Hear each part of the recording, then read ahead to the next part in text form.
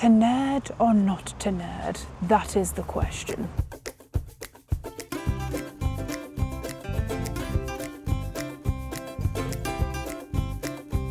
Hello everyone, I'm Nerdy Encounters and we're here in Shakespeare's birthplace at Stratford-Upon-Avon. Coming up in this episode, we learn what it was really like to be a Tudor. That one very regal. Discover some gems along the River Avon. Go! Spend some time with creepy crawlies.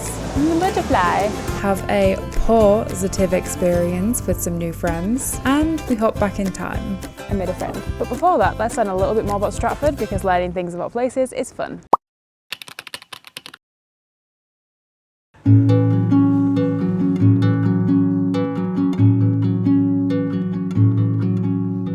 In the 7th century, the Anglo-Saxons founded the village after invading Warwickshire. They named it Stratford-Upon-Avon, which translates into Street, Ford, River. Stratford remained as a village until 1196, when Bishop John of Coutances laid out plans to expand.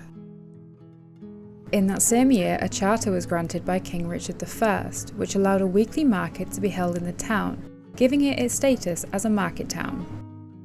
Stratford continued to grow and became one of the biggest distributors of sheep, wool and gloves. In fact, a farmer called John decided to move here and try his hand at glove making. Then he met his wife Mary and they had 8 children. And one of those children was called William Shakespeare. And this is the house he was born in. During the 17th and 18th centuries, Stratford was a key area during the English Civil War. This was a war between the Royalists and the Parliamentarians, in which Stratford remained under parliamentarian control for the majority of the conflict. In the 19th century, Stratford grew even more, with the arrival of the canal in 1816, which gave the town easier access to Birmingham, and the railway in 1859 connecting it to Oxford, Worcester and Wolverhampton. Bringing us to the 20th and the 21st century, where Stratford became a popular tourist destination.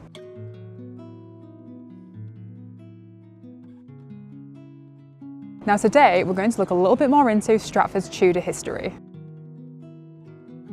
During the Tudor period, Stratford was a major centre for wool, tanning and crafting. And the town still has numerous buildings from Tudor times still standing to this day. But what was it like to live in the Tudor times? Come with me to Tudor World to find out. Come on.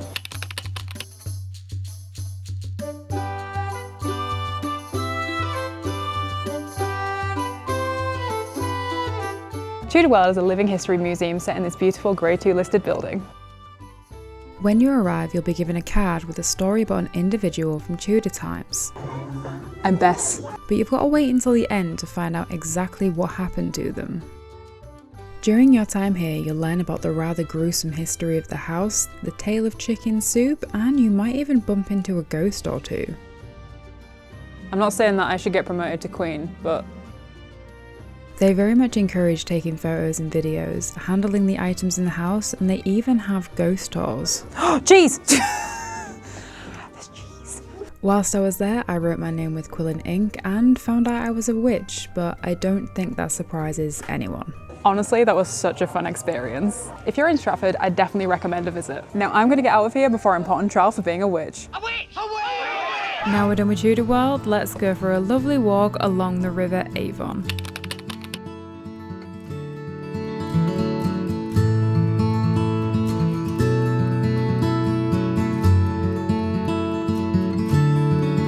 After discovering I'm a witch, you'd think the last place I'd want to be is beside a river. But the River Avon has some amazing spots to visit, which can be seen on foot or by boat. Starting here at the Royal Shakespeare Theatre. The theatre was opened in 1876, but a fire tore through the building in 1926. The new theatre opened in 1932 and the architect was Elizabeth Scott, which made it the first important building erected in Britain by a woman architect. And the most recent renovation was finished in 2010, and this is what it looks like today.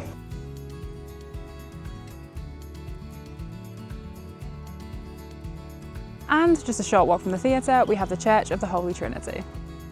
The church was built on the site of a Saxon monastery and is Stratford's oldest building. Church! It's also where Shakespeare is baptised and is buried. Which is why it's commonly referred to as Shakespeare's Church.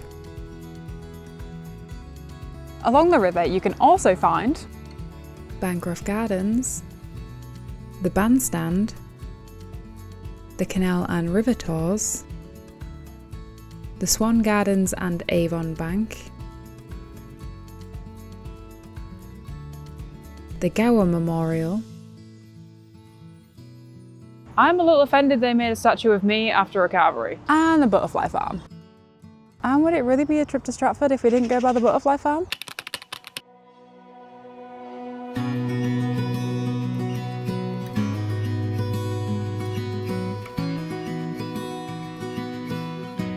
The Butterfly Garden was opened in 1985 and is home to hundreds of free-flying butterflies.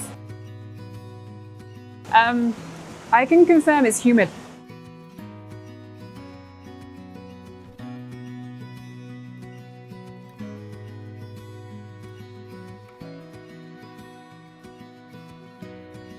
And there's even loads of mini beasts like this Hercules beetle. Some cute snakies.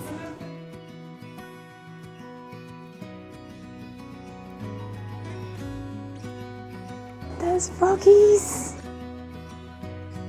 If not friend, why friend-shaped?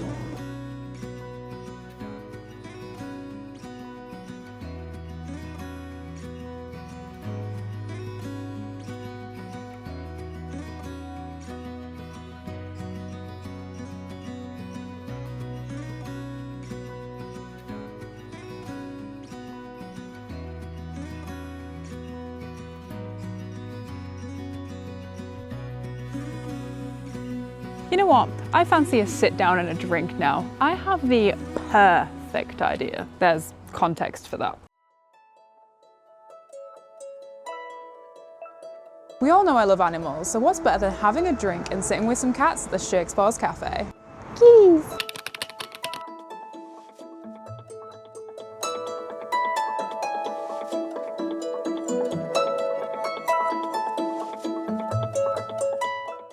Shakespaws Cat Cafe opened in 2018 and is home to many adorable rescue cats and kittens.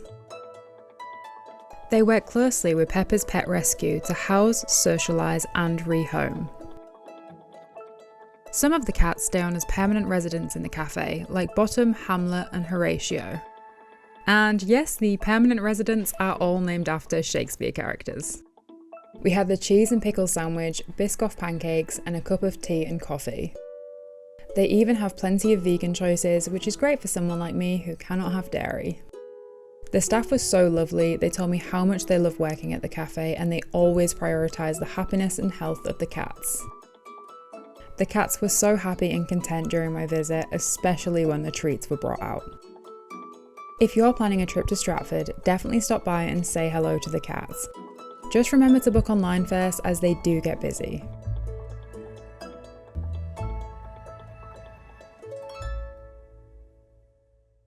And finally, we move on to our last thing of the day, our nerdy place. I'm a giant. Now, I love old nerdy things, so I think vintage toys and bricks is right up my alley.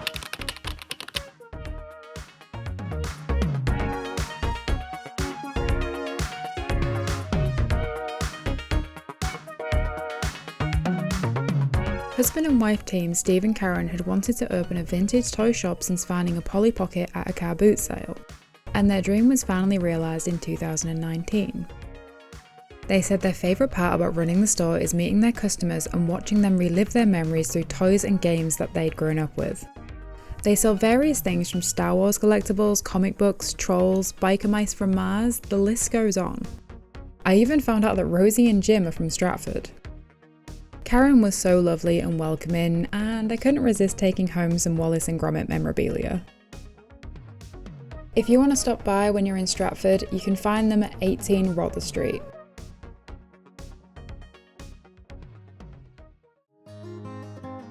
I hope you enjoyed spending some time with me in Stratford-Upon-Avon. I'll leave links for the businesses and locations below, and if you have any suggestions of places you would like me to add to this series, please let me know in the comments. Remember to like this video and subscribe to my channel.